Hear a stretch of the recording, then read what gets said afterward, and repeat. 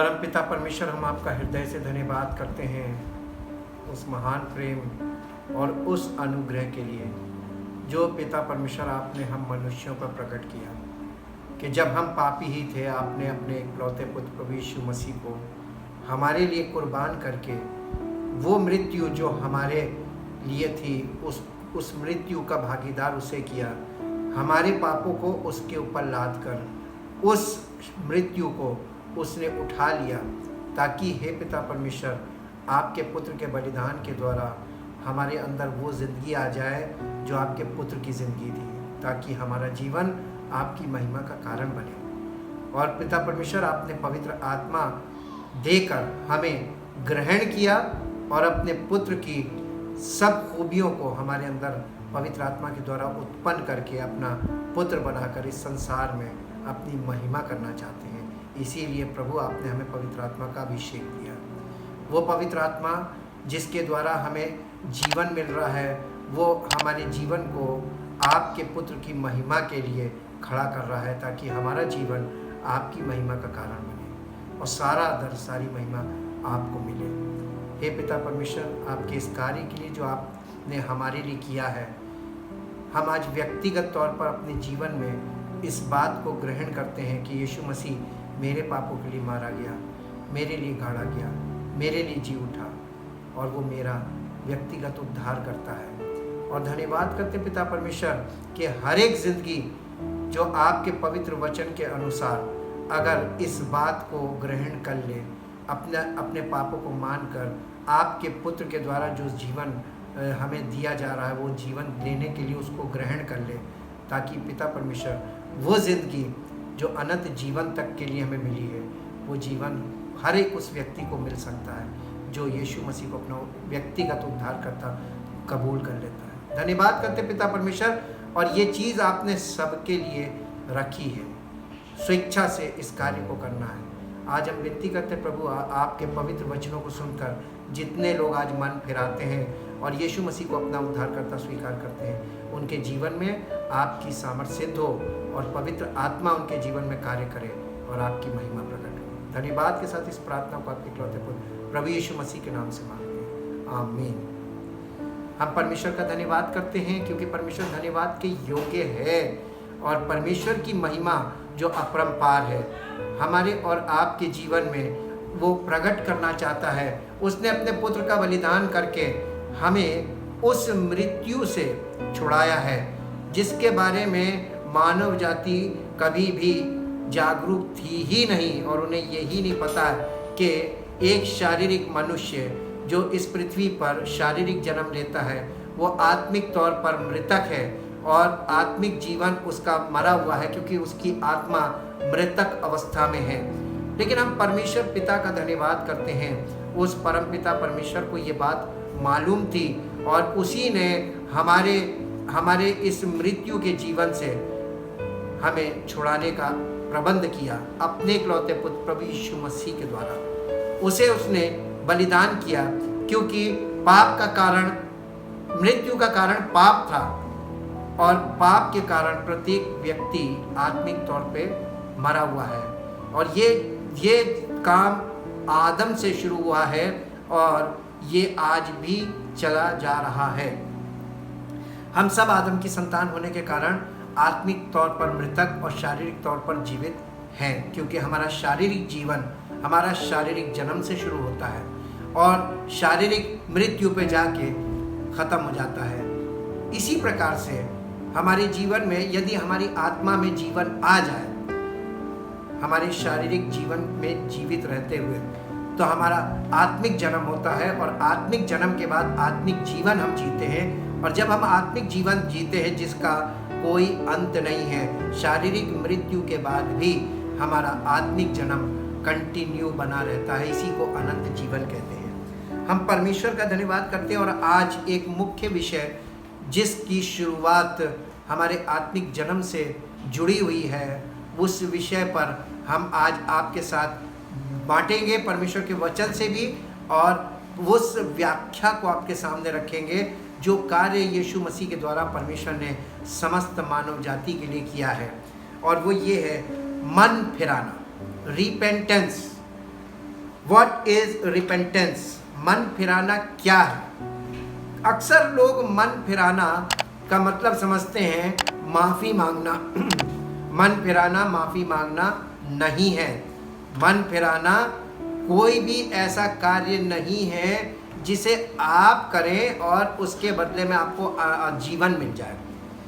हम एकदम मृतक हैं आत्मिक तौर पे, शारीरिक तौर पे हम जीवित हैं, और शारीरिक तौर पे जीवित होने के कारण और आत्मिक तौर पे मृतक होने के कारण हम आत्मिक जीवन के लिए कुछ भी नहीं कर सकते। लेकिन परमेश्वर ने हमारे लिए एक ऐसा मार्ग निकाला है कि अगर कोई व्यक्ति सुसमाचार को सुन ले तो उसके अंदर वो कार्य शुरू होना चाहिए जिसके लिए सुसमाचार हमें दिया गया है। मन फिराना वो स्वैच्छिक कार्य है जो प्रत्येक व्यक्ति की स्वयं की इच्छा से करने पर ही संभव है। यानी जब आप अपनी इच्छा से अपना मन फिराना चाहें तभी आपके जीवन में कुछ संभव है, वरना आप किसी और व्यक्ति के लिए आप अपनी इच्छा से चाहें कि वो ऐसा करे तो ये संभव नहीं है कि वो व्यक्ति आपकी इच्छा के अनुसार वही करे जो आप सोच रहे हैं। और इसके कारण शारीरिक जीवन में तमाम मसले खड़े हुए हैं। हर व्यक्ति दूसरे व्यक्ति के विषय में यही विचार करता है कि इसको ऐसा नहीं करना चाहिए था, इसको ऐसा करना चाहिए था। हर व्यक्ति अपनी मानसिकता और अपने विचारों को दूसरों पर थोपने का प्रयास करता है, जबकि परमेश्वर कभी भी ऐसा नहीं करता। परमेश्वर ने हमें स्वेच्छा दी है क्योंकि परमेश्वर हमारी इच्छा का आदर करता है। लेकिन हमारी इच्छा हमारे लिए हमारी मृत्यु का कारण बन सकती है, ये भी हमें ध्यान रखना चाहिए। प्रत्येक मनुष्य का जीवन उसके मन के अनुसार संचालित होता है। मन से ही सबका जीवन चलता है। आपके मन में जो विचार हैं उसी के अनुसार आपके जीवन में आपका जीवन संचालित होगा। आप उसी के अनुसार चलेंगे क्योंकि आप जो सोचते हैं वही आप बोलते हैं और वही आप करते हैं। जबकि कोई व्यक्ति सुसमाचार सुनता है तो उसके मन में प्रतिक्रिया होनी चाहिए। उस प्रतिक्रिया का प्रतिफल ही मन फिराने की शुरुआत है। अगर आपने सुसमाचार सुना तो आपने उसमें क्या सुना और उस पर सुनकर आपने उस पर क्या विचार किया।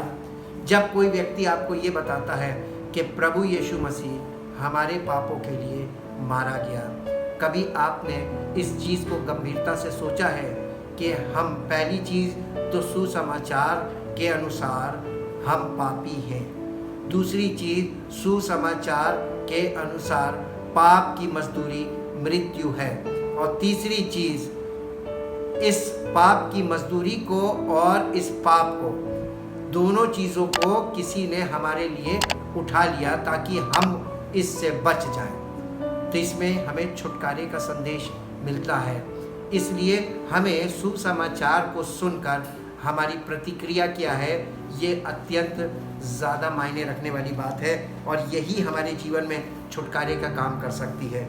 क्योंकि ये प्रतिक्रिया हमारे जीवन में बहुत समय तक नहीं होती है, क्योंकि हमें ये समझ में ही नहीं आता कि क्या ऐसा संभव भी है कि कोई किसी व्यक्ति के पापों को अपने ऊपर उठाकर उसकी तरफ से मर जाए और उस व्यक्ति को बिना मरे और बिना कुछ किए उसको जीवन मिल जाए। क्या ऐसा संभव है? इसलिए बहुत से लोग इन बातों को विश्वास नहीं करते हैं, लेकिन ये सत्य है। परमेश्वर ने अपने पुत्र के द्वारा ऐसा ही किया है, और यही सुसमाचार हमारे लिए है। रोमियो की पत्री उसके 7 अध्याय के 14 पद में इस प्रकार से लिखा हुआ है। रोमियो की पत्री 7 अध्याय और उसके 14 पद में, और ये हमारी दशा को दिखाता है आज भी। 7 अध्याय के 14 पद में रोमियो की पत्री में लिखा है, हम जानते हैं कि व्यवस्था तो आत्मिक है, परंतु मैं शारीरिक और पाप के हाथों बिका हुआ। प्रत्येक मनुष्य पहली चीज तो शारीरिक है, दूसरी चीज पाप के हाथों बिका हुआ। क्योंकि पाप वो चीज़ है जिसने मनुष्य को परमेश्वर के से बिल्कुल इतना दूर कर दिया, जैसे पृथ्वी और स्वर्ग। हम पृथ्वी पे हैं और परमेश्वर की उपस्थिति स्वर्ग में है। हमारी ये दूरी का कारण केवल पाप है। अगर कोई व्यक्ति स्वर्ग से आकर हमारे पापों के लिए स्वयं हमारे पापों को अपने ऊपर उठाकर उनके लिए पाप की मजदूरी मृत्यु है तो पापों के लिए मर जाए, यानी वो परिणाम जो हमें मिलना है पाप के कारण, वो परिणाम वो भोग ले वो व्यक्ति और फिर वो जीवित होकर हमें जीवन दे, ऐसा कोई मनुष्य धरती पर आज तक ना हो सका है और ना कभी होगा। परमेश्वर ने अपने पुत्र को इसलिए भेजा क्योंकि पहली बात तो वो परमेश्वर का पुत्र है, वो निष्कलंक और निष्पाप है, उसके अंदर पाप नहीं, पाप का स्वभाव नहीं, और वो मनुष्य से उत्पन्न होकर नहीं आया, वो परमेश्वर की आत्मा के द्वारा उत्पन्न होकर आया। इसलिए वो निष्कलंक और निर्दोष वो पर्सन है जो मनुष्य रूप में प्रकट हुआ और मनुष्य के सब पापों को जो मनुष्य को मृत्यु की ओर खींच के ले जा रहे थे उनको अपने ऊपर ले लिया। और ये काम उसने अपनी इच्छा से किया और पिता की इच्छा को पूरा करने के लिए किया, क्योंकि वो पिता से बहुत प्रेम करता था और परमेश्वर मनुष्य से बहुत प्यार करता था। तो उसने पिता की इच्छा को पूरा किया और पिता परमेश्वर मनुष्य से बहुत प्यार करता था, इसलिए उसने इस काम के लिए अपने पुत्र को बचाने का प्रयास भी नहीं किया, क्योंकि पिता परमेश्वर को ये मालूम था कि मेरे पुत्र के पास एक वरदान है कि वो अपना प्राण देकर उसे वापस प्राप्त कर सकता है और केवल ये काम यीशु मसीह ही कर सकता था। इसलिए यीशु मसीह ने हमारे पापों को अपने ऊपर ले लिया और वो मृत्यु जिसके भागीदार हमको होना था पाप के कारण, वो श्रापित मृत्यु, वो उसने अपने ऊपर ले ली ताकि हम पाप और श्राप से छूटकर वो जिंदगी जिएं जो परमेश्वर की आत्मा के द्वारा हमें जीनी चाहिए। जो यीशु मसीह का शेष जीवन था वो हमें इस धरती पर पूरा करना चाहिए। इसीलिए यीशु मसीह ने इस कार्य को अपनी पिता की इच्छा के रूप में पूरा किया और पिता ने हमसे इतना प्रेम किया कि उसने अपने पुत्र को बलिदान होने से ना रोका बल्कि होने दिया ताकि मानव जीवन उद्धार पा जाए। उद्धार का मतलब है आत्मा में जीवन पा जाना और अनंत जीवन का वारिस हो जाना। ये है उद्धार का शॉर्ट मीनिंग। लेकिन उद्धार को बहुत आसानी से समझा नहीं जा सकता। ये एक प्रोसेस में से जब कोई व्यक्ति गुजरता है वही व्यक्ति इसका अनुभव शेयर कर सकता है। सब लोग तो इसका अनुभव भी शेयर नहीं कर सकते। ठीक वैसे ही जैसे कोई व्यक्ति अगर मृत्यु से पार होकर और अनंत जीवन का वारिस बनता है, वही व्यक्ति उस जीवन के बारे में किसी को बताने के लायक होता है। अगर कोई व्यक्ति उस पार के जीवन में प्रवेश नहीं किया है, यदि किसी व्यक्ति ने उद्धार प्राप्त करके वो जीवन जो परमेश्वर देना चाहता नहीं पाया, वो व्यक्ति उस जीवन के बारे में कैसे बता सकता है, क्योंकि उसके पास वो अनुभव नहीं है। वो केवल कल्पना कर सकता है। अनुभव से बताना और कल्पना करके बोलना, इन दोनों बातों में अंतर है। परमेश्वर के वचन के अनुसार सब मनुष्य पापी हैं और परमेश्वर के वचन के अनुसार प्रत्येक मनुष्य, पाप की मजदूरी मृत्यु है तो प्रत्येक मनुष्य मृत्यु के वश में है। और इसलिए परमेश्वर ने अपने इकलौते पुत्र को हमारे और आपके पापों से छुड़ाने के लिए, वो जब बलिदान होने के लिए आया, हमारे पापों को अपने ऊपर उठाकर पाप की मजदूरी को अपने ऊपर उसने ले लिया और उस मृत्यु का सामना किया जिसे श्रापित मृत्यु कहते हैं। और उस मृत्यु को उठा लेने के बाद तीसरे दिन वो मुर्दों में से जी उठा और जीवित होने के बाद उसने अपने चेलों को कहा कि तुम्हें पवित्र आत्मा मिलेगा। और जी उठने के 50वें दिन पवित्र आत्मा उंडेला गया और उन चेलों पर जो वहाँ पर यीशु मसीह की आज्ञा के अनुसार मंदिर में ठहरे हुए थे, पवित्र आत्मा उन पर उतर आया और पवित्र आत्मा ने वहाँ से कार्य शुरू किया जो आज तक जारी है। और पवित्र आत्मा वो कार्य प्रत्येक जीवन में करना मांगता, क्योंकि बिना पवित्र आत्मा के हमारे आत्मिक जीवन का आरंभ हो ही नहीं सकता। जैसे कि बिना शारीरिक जन्म के शारीरिक जीवन की शुरुआत नहीं हो सकती, उसी प्रकार बिना आत्मिक जन्म के आत्मिक जीवन की शुरुआत कैसे हो सकती है। क्योंकि सबको परमेश्वर का वचन नहीं मालूम है, इसलिए सुसमाचार सुनकर लोगों में जो प्रतिक्रिया होनी चाहिए वो नहीं होती है। जब हम किसी को ये सत्य बताते हैं तो अधिकतर लोग इस बात को ग्रहण ही नहीं करते कि वो पापी हैं। ये बात भी सत्य है, क्योंकि प्रत्येक मनुष्य पाप के कारण परमेश्वर से दूर है, अर्थात परमेश्वर जो आत्मा है उसके विषय में प्रत्येक मनुष्य अनभिज्ञ है, यानी इग्नोरेंट है, अज्ञान है। क्योंकि पाप के कारण मनुष्य की आत्मा मृतक अवस्था में है और अर्थात निष्क्रिय दशा में है। इसलिए प्रत्येक मनुष्य शारीरिक दशा में है और शरीर और आत्मा दोनों एक साथ कार्य नहीं कर सकते, क्योंकि ये दोनों एक दूसरे के विरोध में कार्य करते हैं। जैसा कि गलातियों की पत्री में लिखा हुआ है 5 अध्याय के 17 पद में, शरीर आत्मा के विरोध में और आत्मा शरीर के विरोध में लालसा करता है। ये एक दूसरे के विरोधी है। परमेश्वर आत्मा है और मनुष्य शारीरिक दशा में है, और इसका कारण पाप है, अर्थात पाप वो बाधा है जिसके कारण मनुष्य परमेश्वर तक नहीं पहुंच सकता है। मनुष्य को परमेश्वर तक पहुंचने के लिए आत्मिक दशा में होना अनिवार्य है।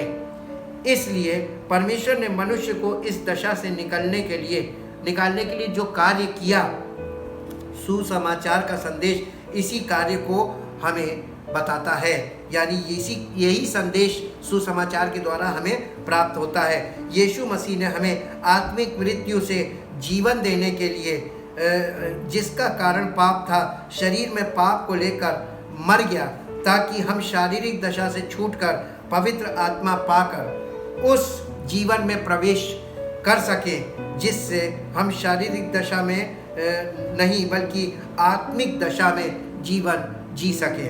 अतः यीशु मसीह जो स्वयं निष्पाप था, जिसके विषय में बाइबल बताती है कि जो पाप को जानता तक नहीं था और जिसने जीवन में कोई पाप नहीं किया, और जो पाप से अनजान था, उसके ऊपर किसके पाप लादे गए, ये हमारे लिए विचार करने का विषय है। और परमेश्वर के वचन के अनुसार पाप की मजदूरी मृत्यु है। अतः वो पाप जिसके कारण प्रभु यीशु मसीह को मृत्यु का सामना करना पड़ा, वो हमारे पापों के कारण उस मृत्यु को जो हमारे लिए थी, उसने उस मृत्यु से हमें बचा लिया, ताकि हमारे पापों से छुड़ाने के लिए मृत्यु को स्वयं उठा लिया। हम उस जीवन को प्राप्त कर लें जिससे हम परमेश्वर की संतान बनकर इस पृथ्वी पर जीवन जिए, और परमेश्वर के इकलौते का जीवन हमारे अंदर प्रकट होना चाहिए, और पवित्र आत्मा के द्वारा हम में वो जीवन प्रकट होता है। इसलिए जबकि कोई व्यक्ति सुसमाचार सुनता है कि यीशु मसीह हमारे पापों के लिए मारा गया, तो लोगों में, क्योंकि सब शारीरिक दशा में हैं तथा आत्मिक रूप से मृतक होने के कारण, हर व्यक्ति इस बात की गंभीरता को नहीं समझ सकता, तथा वो सिर्फ ये सोचकर कि ये कार्य हुआ भी है कि नहीं, असमंजस की दशा में बना रहता है। ये भी बात सत्य है, और उन विकल्पों के सहारे परमेश्वर तक पहुंचना चाहता है, जैसे पानी का बपतिस्मा, चर्च जाना, बाइबल पढ़ना, दशमांश व भेंटों का चढ़ाया जाना परमेश्वर को, विशेष प्रार्थना सभाओं में भाग लेना, इत्यादि इत्यादि। इस तरीके के तमाम एक्टिविटीज़ में वो शामिल होकर ये सोचता है कि इससे हमें अनंत जीवन मिलेगा। तो ये धोखा है। अनंत जीवन इन सब चीज़ों में से किसी से भी आपको नहीं मिलेगा, जबकि उद्धार के विषय में इनमें से कोई भी विकल्प काम नहीं करता है। ऐसा सोचना भी कि हम पापी नहीं हैं या धर्म के कामों के द्वारा, चाहे वो व्यवस्था के अनुसार ही क्यों ना हो, ये सब विकल्पों के द्वारा उद्धार का कार्य हमारे जीवन में नहीं हो सकता, क्योंकि रिलीजन केवल एक्सटर्नल एक्सप्रेशन है। यानी आप जब ये रिलीजियस एक्टिविटीज में जाते हैं, जिसे लोग धर्म कहते हैं, इसमें सारे काम शरीर के द्वारा प्रकट रूप में किए जाने वाले कार्य हैं, और परमेश्वर ने हमें जो जीवन दिया है वो हमारे शरीर में हमारे प्राण के द्वारा है। आप खुद सोचिए, जब आपके अंदर से कोई चीज़ निकल जाती है तो ये शरीर निर्जीव हो जाता है, शव बन जाता है, डेड बॉडी बन जाता है। ऐसी क्या चीज़ थी आपके अंदर जिसके निकलते ही ये शरीर मृतक हो जाता है? हमारा प्राणों के निकल जाने से ये शरीर निर्जीव हो जाता है। इसका मतलब जीवन का मूल स्रोत हमारा प्राण है, और प्राण हमारे अंदर है, जीवन हमारे अंदर है, और परमेश्वर हमारे प्राणों को जीवन देना मांगता है, जो आत्मा के द्वारा ही प्राप्त हो सकता है। और हम शरीर से उन क्रियाओं को करके लोगों को ये प्रकट करना चाहते हैं कि हम धर्मी हैं। ये एक्सटर्नल है, और ऐसी धार्मिकता परमेश्वर की ओर से नहीं, ये परमेश्वर की धार्मिकता नहीं है, ये मनुष्यों की धार्मिकता है, और ये शारीरिक है। परमेश्वर की धार्मिकता हृदय से और भीतरी मनुष्यत्व से पवित्र आत्मा के द्वारा ही शुरू होती है। अर्थात बाहरी यानी शारीरिक वेशभूषा तथा संस्कार, सेरेमोनियल एक्टिविटीज के द्वारा हमारे भीतरी मनुष्यत्व यानी हमारे प्राणों में इसका कोई प्रभाव नहीं पड़ता है। आप सब कुछ सारी जिंदगी करेंगे, लेकिन आपके प्राणों में अगर गलत भाव हैं, गलत विचार हैं, तो वो वैसे ही बने रहेंगे। और आप खुद सोचिए कि कोई व्यक्ति सब कुछ करते हुए अपने शरीर से तमाम धार्मिकता की बातों को भी करता है, और उसी शरीर से पाप का सेवन भी करता है, पाप की विधियों को भी पूरा करता रहता है। उसके मन में पाप के विचार आते रहते हैं, उसके मन में सब कुछ गलत विचार, बुरे विचार, सब प्रकार की गलत भावनाएं, गंदी भावनाएं, गंदी इच्छाएं, ये सब उसके अंदर चलती रहती हैं, और वो धर्म के काम भी करता रहता है। इसका मतलब ये कि धर्म के कामों को करने से कोई व्यक्ति उद्धार नहीं प्राप्त कर सकता। ये भी आज प्रकट भी है और प्रमाणित भी है। इस सब शारीरिक क्रियाओं के द्वारा जो व्यवस्था के अनुसार है, आज तक प्रत्येक मनुष्य अपने आप को धर्मी साबित करने का प्रयत्न करता आ रहा है। उद्धार या सैल्वेशन मृत्यु से पुनरुत्थान होने के बाद ही आरंभ होता है, जिसे केवल परमेश्वर ही कर सकता है, क्योंकि मृत्यु से जीवन देने वाला केवल परमेश्वर है। और केवल एक ही पुस्तक है जहां पर मृत्यु के बाद भी जीवन की बात की गई है, और वो है पवित्र बाइबल, और उसमें नया नियम। नए नियम में प्रभु यीशु मसीह के द्वारा ही ये संभव होने पाया। इसलिए नए नियम में परमेश्वर की ओर से सबको ये गुड न्यूज़ दी जाती है कि आपका जीवन, अनंत जीवन के आप वारिस हो सकते हैं, और आपको जीवन मिल सकता है। लेकिन आपको अपनी इच्छा से प्रभु यीशु मसीह को अपना उद्धारकर्ता स्वीकार करना होगा, जिसे बहुत से लोग अभी भी नहीं समझ पाए हैं। पवित्र आत्मा के द्वारा हमारी मृतक आत्मा को जीवित करता है, और ऐसे ही पवित्र आत्मा के द्वारा प्रतिदिन अपनी आत्मा में हमें ये जीवन प्राप्त करना होता है। पवित्र आत्मा हमें प्रतिदिन परमेश्वर का जीवित वचन, जो हमारे आत्मिक जीवन के लिए आवश्यक है, हमें प्रदान करता है। अगर हम इस विषय में जागरूक रहकर इस भोजन को प्रतिदिन ग्रहण करें इच्छा के साथ, जिस प्रकार शारीरिक जीवन में होता है, जब कोई शारीरिक रूप से जन्म लेता है तो उसे भोजन के रूप में दूध, जो उसके योग्य भोजन होता है, उसे आवश्यकता अनुसार उसे दिया जाता है।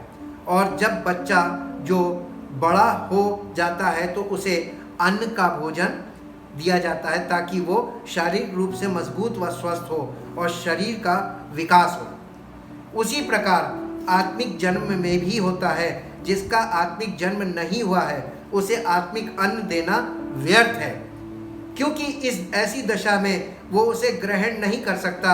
इसका कारण ये है कि वो शारीरिक दशा में है, और परमेश्वर के वचन के अनुसार अगर आप परमेश्वर के वचन के अनुसार इन सब बातों को देखें, समझें और वचन के अनुसार ही इन बातों को फॉलो करें, तो आपको पता चल जाएगा कि परमेश्वर के वचन में सब कुछ पहले से साफ साफ बताया जा चुका है। लेकिन पवित्र आत्मा ना होने के कारण लोगों को साफ साफ समझ में नहीं आया। और ऐसा लिखा है 2 कुरिन्थियों उसका 2 अध्याय और उसके 14 पद में, परंतु शारीरिक मनुष्य परमेश्वर के आत्मा की बातें ग्रहण नहीं करता, क्योंकि वे उसकी दृष्टि में मूर्खता की बातें हैं, और ना वो उन्हें जान सकता है, क्योंकि इनकी जांच आत्मिक रीति से होती है। पहली चीज़, वो ग्रहण नहीं करता क्योंकि उनकी जांच आत्मिक रीति से होती है, और शारीरिक मनुष्य आत्मिक बातों को ग्रहण नहीं कर सकता। इसलिए अगर आप किसी शारीरिक मनुष्य को परमेश्वर की आत्मिक बातें बताने में लगे हुए हैं, तो यहाँ आप एक काम कर रहे हैं, आप मृतक व्यक्ति को जीवन की बातें बताने का प्रयास कर रहे हैं, जो ना सुन सकता है, ना देख सकता है, ना समझ सकता है आत्मिक तौर पे। वो शारीरिक व्यक्ति है और वो आपकी बातें उसके लिए मूर्खता की बातें हैं, और ये वास्तव में सत्य है। क्योंकि परमेश्वर के वचन में 1 कुरिन्थियों उसके 18 पद में लिखा हुआ है, पहले अध्याय के, क्योंकि क्रूस की कथा नाश होने वालों के लिए मूर्खता है, परंतु हम उद्धार पाने वालों के लिए परमेश्वर की सामर्थ है। क्योंकि लिखा है कि मैं ज्ञानवानों के ज्ञान को नष्ट करूंगा और समझदारों की समझ को तुच्छ कर दूंगा, जो कि सुसमाचार के अनुसार अगर देखें तो परमेश्वर ने ऐसे ही किया। कहाँ रहा ज्ञानवान, कहाँ रहा शास्त्री, कहाँ रहा इस संसार का विवादी? क्या परमेश्वर ने संसार के ज्ञान को मूर्खता नहीं ठहराया? क्योंकि जब परमेश्वर के ज्ञान के अनुसार संसार ने ज्ञान से परमेश्वर को ना जाना, तो परमेश्वर को यह अच्छा लगा कि इस प्रचार की मूर्खता के द्वारा विश्वास करने वालों को उद्धार दे। यहूदी तो चिन्ह चाहते हैं और यूनानी यानी अन्य जाति ज्ञान की खोज में है, परंतु हम तो उस क्रूस पर चढ़ाए हुए मसीह का प्रचार करते हैं, जो यहूदियों के लिए ठोकर का कारण और अन्य जातियों के लिए मूर्खता है। परंतु जो बुलाए हुए हैं, क्या यहूदी क्या यूनानी, उनके निकट मसीह परमेश्वर की सामर्थ है और परमेश्वर का ज्ञान है। क्योंकि परमेश्वर की मूर्खता मनुष्यों के ज्ञान से ज्ञानवान है, और परमेश्वर की निर्बलता मनुष्यों के बल से बहुत बलवान है। इसलिए जो बुलाए हुए हैं, चाहे वो किसी भी ओर से हों, या यहूदी हों चाहे अन्य जाति के हों, उनके लिए मसीह परमेश्वर की सामर्थ्य और परमेश्वर का ज्ञान है। और अगर आप इसी के अनुसार उस सुसमाचार को एक्सेप्ट करते हैं, अतः जिस प्रकार शारीरिक जन्म से शारीरिक जीवन का आरंभ होता है, ठीक उसी प्रकार आत्मा के जन्म से आत्मिक जीवन का आरंभ होता है। क्योंकि आत्मिक जन्म होने से भी ज्यादा आवश्यक आत्मिक जीवन है। जन्म तो बहुतों का हो जाता है, लेकिन जीवन सबके पास नहीं होता है। क्योंकि अगर बच्चा पैदा हो और उसका पालन पोषण करने वाला ना हो, आप खुद सोचिए उस बच्चे की क्या दशा होगी। उसको समय पर भोजन देने वाला, उसका पालन पोषण करने वाला कोई तो होना चाहिए। अगर कोई पालन पोषण करने वाला नहीं है, तो उस बच्चे का क्या होगा? जन्म तो बहुत बच्चों का होता है, लेकिन जीवन या सर्वाइवल कितने बच्चे सर्वाइव कर पाते हैं जीवन में, ये एक विचार करने वाली बात है। क्योंकि जन्म होना तो परमेश्वर के द्वारा है, यानी जन्म परमेश्वर की ओर से होता, चाहे वो शारीरिक बच्चे का हो चाहे आत्मिक जन्म हो, ये परमेश्वर की ओर से। कोई व्यक्ति विचार करके ना किसी को जन्म दे सकता है और ना कोई अपना विचार करके जन्म प्राप्त कर सकता है। जन्म तो परमेश्वर की ओर से उत्पन्न किया जाना है, शारीरिक तौर पे भी आत्मिक तौर पे भी। उसमें मनुष्य का कोई प्रयास सफल नहीं हो सकता, परंतु आत्मिक जीवन उसके जीवित रहने के लिए प्रतिदिन संघर्ष, अर्थात जिसे पालन पोषण कहते हैं, इसके लिए बहुत आवश्यक है सर्वाइवल। जब बच्चा उत्पन्न होता है तो उसके लिए जिस घर में वो उत्पन्न होता है सब प्रकार की प्लानिंग्स होती हैं, और उसके पालन पोषण करने वालों की जिम्मेदारी बढ़ जाती है, और वो हर समय इसी चीज़ में बिजी होते हैं, क्योंकि परमेश्वर की ओर से उन्हें जिम्मेदारी दी गई है। हमारा आत्मिक पालन पोषण पर ही हमारा आत्मिक जीवन निर्भर करता है, जैसे कि शारीरिक जीवन में होता है। अच्छे परिवार में जन्म होना और अच्छा पालन पोषण होना और अच्छी शिक्षा से हमारा व्यक्तित्व और जीवन प्रभावशाली होता है। ठीक उसी प्रकार आत्मिक जीवन में भी होता है। परमेश्वर के वचन भी 3 स्तर के होते हैं। पहला जो स्तर है आत्मिक दूध, जो आपको मिलेगा पहला पत्रस उसके 2 अध्याय के 2 पद में, जहाँ इस प्रकार से लिखा हुआ है, नए जन्मे हुए बच्चे के समान निर्मल आत्मिक दूध की लालसा करो, ताकि उसके द्वारा उद्धार पाने के लिए बढ़ते जाओ। उद्धार पाने के लिए आपको आत्मिक जीवन में बढ़ना होगा, और आत्मिक जीवन में बढ़ने के लिए आत्मिक दूध अनिवार्य है, जो आपका आत्मिक भोजन है। तब जब हमारा आत्मिक जन्म हुआ है, उसके बाद आप आत्मिक दूध पर सारी जिंदगी, जैसे बच्चा नहीं टिकता वैसे ही आपका आत्मिक जीवन आत्मिक दूध पर नहीं टिकेगा। उसके बाद जो दूसरा स्तर होता है वो है परिपक्व व्यक्तियों के लिए, स्पिरिचुअली मैच्योर लोगों के लिए आत्मिक भोजन, जिसके विषय में लिखा हुआ है इब्रानियों की पत्री उसके 5 अध्याय के 11 पद से। इसके विषय में हमें बहुत सी बातें कहनी हैं, जिनका समझाना भी कठिन है, इसलिए कि तुम ऊंचा सुनने लगे हो। समय के विचार से तो तुम्हें गुरु हो जाना चाहिए था, तो भी यह आवश्यक हो गया कि कोई तुम्हें परमेश्वर के वचनों की आदि शिक्षा फिर से सिखाई। ये जो आदि शिक्षा है परमेश्वर के वचनों की, ये दूध है। तुम तो ऐसे हो गए हो कि तुम्हें अन्न के बदले अब तक दूध ही चाहिए। अन्न का मतलब होता है यानी आदि शिक्षा से आगे की बात है, क्योंकि दूध पीने वाले बच्चे को तो धर्म के वचन की पहचान नहीं होती, क्योंकि वो बालक है। पर अन्न सयानों के लिए है, जिनकी ज्ञानेंद्रियां अभ्यास करते करते भले बुरे में भेद करने में निपुण हो गई हैं। तो हमें आत्मिक भोजन के विषय में स्तर ब स्तर, जैसे छोटे बच्चे को दूध दिया जाता है और उसके बाद उसको सही समय पर अन्न भी देना शुरू किया जाता है, ऐसे ही आत्मिक जीवन में भी होना चाहिए। आत्मिक पालन पोषण के लिए परिपक्व व्यक्तियों के लिए, स्पिरिचुअल मैच्योर जो हैं उनके लिए अन्न, और अन्न के बाद एक लेवल और आता है जिसे ठोस भोजन कहते हैं। इंग्लिश में इसे स्ट्रॉन्ग फूड कहा गया है। ये परमेश्वर के जीवित वचन का प्रकाशन होता है, जिसे रेवलेशन नॉलेज कहते हैं। ये हमारे जीवन में आत्मिक जीवन की परिपक्वता का प्रमाण होता है। परमेश्वर का संबंध हमारे भीतरी मनुष्यत्व अर्थात हमारे प्राणों से होता है, तथा आत्मिक जीवन भी हमारे भीतरी मनुष्यत्व में ही होता है, और हमारे मन में पवित्र आत्मा की अगुवाई होती है। आत्मिक जीवन का आरंभ पवित्र आत्मा के द्वारा ही होता है।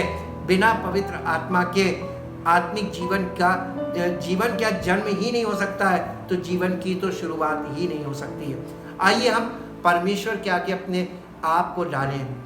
अगर आज तक आपने सुसमाचार को नहीं समझा है, ये हमारे शारीरिक जीवन की बातें संदेश नहीं देता है, ये हमें आत्मिक जीवन का न्योता देता है सुसमाचार। और सुसमाचार पर को ग्रहण करना, यानी यीशु मसीह को जो हमारे आत्मिक जीवन का जीवन देने वाला है, उस प्रभु को ग्रहण करना जो हमें जीवन दे सकता है। और जब आप उसको ग्रहण कर लेते हैं तो पवित्र आत्मा आपको परम पिता परमेश्वर की ओर से वरदान स्वरूप मिलता है, जो उस जीवन को लेकर आता है जो यीशु मसीह के द्वारा हमारे लिए रखा गया है, आत्मा के द्वारा जीवन। और उस जीवन के उसके आते ही आपके आत्मिक जन्म होता है।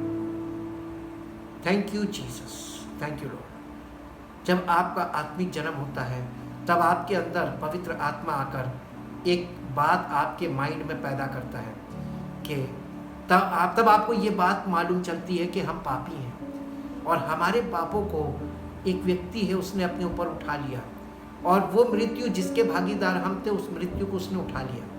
वो मृत्यु को उसने ले लिया और उसके बदले में हमें जीवन दे दिया, और वो आत्मा दे दिया जो जीवन देने वाला आत्मा है, अर्थात पवित्र आत्मा।